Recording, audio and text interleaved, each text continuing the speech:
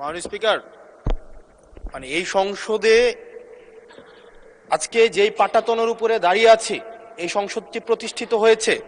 এই সংসদের সংসদ নেতা, বিরোধী দলীয় নেতা, এই সংসদের ট্রেজারি বেঞ্চে যারা উপস্থিত আছেন, প্রত্যেকে এই সংসদে আসার পথে যেই ক্রান্তিকালীন পর্যায় অতিক্রম করে এখানে এসছে, এই পুরো জার্নির পিছনে যে আইনটি জড়িত সেটি নিয়ে আমরা আজকে আপত্তি উত্থাপন করছি এবং সেটির জন্য 2 মিনিট এটা এক ধরনের, মাননীয় স্পিকার, এটা খুবই অপ্রতুল। আমরা এই সংসদে বিভিন্ন বিষয়ে প্রশংসা, এই সংসদে বিভিন্ন বিষয়ে অনেক সময় অপচয় হয়, কিন্তু জাতির সাথে সবচেয়ে গুরুত্বপূর্ণ বিষয়ের আমাকে যে 2 মিনিট সময় দেওয়া হয়েছে এটি অপ্রতুল। আমি মাননীয় স্পিকারের কাছে আবেদন জানাবো এই বিষয়ে টাইম কনস্ট্রেন্ট না করে আমরা আমাদের বক্তব্যটা যেন উপস্থাপন করতে পারি, সেজন্য আপনার অনুমতি প্রার্থনা করছি। মাননীয় সদস্য, সাধারণত আপত্তি উত্থাপন আগে সংসদগুলোতে 2 মিনিটই দেওয়া হতো, তবে আপনি যেহেতু বলেছেন আপনি আরো 2 মিনিট বলেন, 4 মিনিটের মধ্যে বক্তব্য শেষ করবেন। মাননীয় স্পিকার, এই যে আইনটি আজকে যেটি পাশ করানোর কথা বলা হচ্ছে, এটির মধ্য দিয়ে 2009 সালের জাতীয় মানবাধিকার কমিশনের যেই আইনটি সেটিকে রিস্টোর করা হবে। জাতীয় মানবাধিকার কমিশনের যে 2009 সালের যে আইনটি আছে, সে আইনের প্রয়োগ, সে আইনের যেই প্রয়োগ দীর্ঘ 17 বছর ধরে হয়েছে সেটি আমরা দেখেছি। জাতীয় মানবাধিকার কমিশনের নামে বিরোধী দল ও মতকে দমন কমিশন হিসেবে সেটি ব্যবহার করা হয়েছে। বিএনপিকে দমন করার বৈধতা জাতীয় মানবাধিকার কমিশন উৎপাদন করেছে। আমরা জাতীয় মানবাধিকার কমিশনের চেয়ারম্যানকে বলতে শুনেছি, জামাতের নেতাকর্মীদেরকে গুলি করা বৈধ মানবাধিকার টিকিয়ে রাখার স্বার্থে।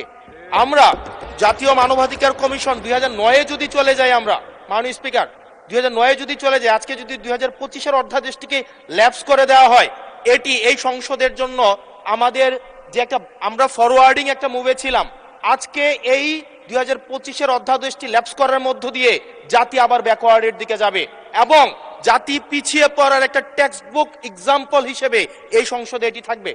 2009 সালের জাতীয় মানবাধিকার কমিশন আদতে কোনো আইন না, এটা সরকারি আরেকটা দপ্তর বানানো হয়েছে জাতীয় মানবাধিকার কমিশনকে।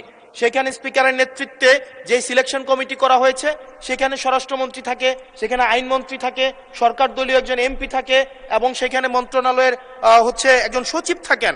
অর্থাৎ একটা 6 সদস্য বিশিষ্ট একটা সিলেকশন বোর্ডের সেখানে 5 জনই সরকার দলের। এখন একটা সরকার দলের একটা জাতীয় মানবাধিকার কমিশন, এটা আমাদের আজকে আমাদের এলজিআরডি মন্ত্রী নেই, উনিই বলেছিলেন জাতীয় মানবাধিকার কমিশন একটা মূলত বিরোধী দল কমিশন হিসেবে ফাংশন করে। এখন বিরোধী দল দমন কমিশন হিসেবে মাননীয় স্পিকার ফাংশন করে। মাননীয় স্পিকার, জাতীয় মানবাধিকার কমিশন যখন একটা বিরোধী দল মত দমন কমিশন হিসেবে ফাংশন করে, আদত এই কমিশনটা কিন্তু আমরা যদি দেখি, মানবাধিকার যেখানে যেখানে ক্ষুণ্ণ হয়েছে এগুলা কিন্তু সরকারি সংশ্লিষ্ট সংস্থা করেছে। সেখানে বিডিআর, র্যাব, তারপর আপনার বিভিন্ন বাহিনীদের সেখানে কিন্তু সরাসরি সংযুক্ত আমরা দেখেছি, তারা মানবাধিকারকে ক্ষুণ্ণ করেছে। কিন্তু 2009 সালের জাতীয় মানবাধিকার কমিশন আমরা দেখেছি, যদি বাহিনীর বিরুদ্ধে আপনি কোনো তদন্ত পরিচালনা করতে চান, তাহলে সেই বাহিনীর অনুরোধ সেই বাহিনীর পূর্বানুমতি আপনার লাগবে, সরকারের পূর্বানুমতি লাগবে। মাননীয় স্পিকার, সরকারের পূর্বানুমতি নিয়ে সরকার যে মানবাধিকার ক্ষুণ্ণ করবে, সেই মানবাধিকারের তদন্ত কতটা স্বচ্ছ হবে সেটা এই সংসদের প্রত্যেকটা সদস্যই সেই বিষয়টি জানে। আজকে সরকার দলের একজন মাননীয় সংসদ সদস্যের আজকে এই বিলের যে ল্যাপস করে দেওয়া হবে, আমি এই সংসদে আজকে যদি 2024 সালের মে মাস হতো আর এই বিলটি যদি উত্থাপন হতো, তাহলে এই সংসদের এমন একজন ব্যক্তি নাই যে এটার বিরোধিতা করত, প্রত্যেকে এটাকে সাদরে গ্রহণ করত। আজকে সময় পাল্টিয়েছে। আজকে 2008 সাল, 2018 সালে আপনারা এই পাশে ছিলেন, আজকে ওই পাশে গিয়েছেন, আপনারা সংখ্যাগরিষ্ঠ হয়েছেন, আজকে এই বিলের বিরুদ্ধে আপনারা অবস্থান নিচ্ছেন।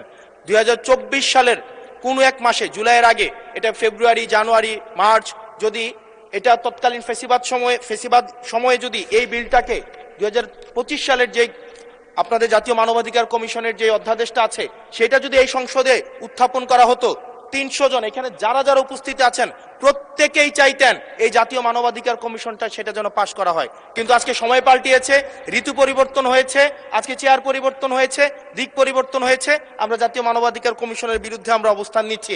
এবং আজকে আমাদের এই অবস্থান রং সাইড অফ দা হচ্ছে আমাদের রাইট অর রং, আমরা যে মোরালিটির আমরা রং সাইডে অবস্থান নিচ্ছি, এটা টেক্সট বুক এক্সাম্পল হিসেবে ইতিহাসে লিপিবদ্ধ থাকবে। মাননীয় স্পিকার, মাননীয় স্পিকার, এই আইনটা এটা শুধুমাত্র যে জাতীয় মানবাধিকার কমিশন শুধুমাত্র এটার সাথে সম্পর্কিত না, বরং এটা আরো 2টা অধ্যাদেশের সাথে সম্পর্কিত।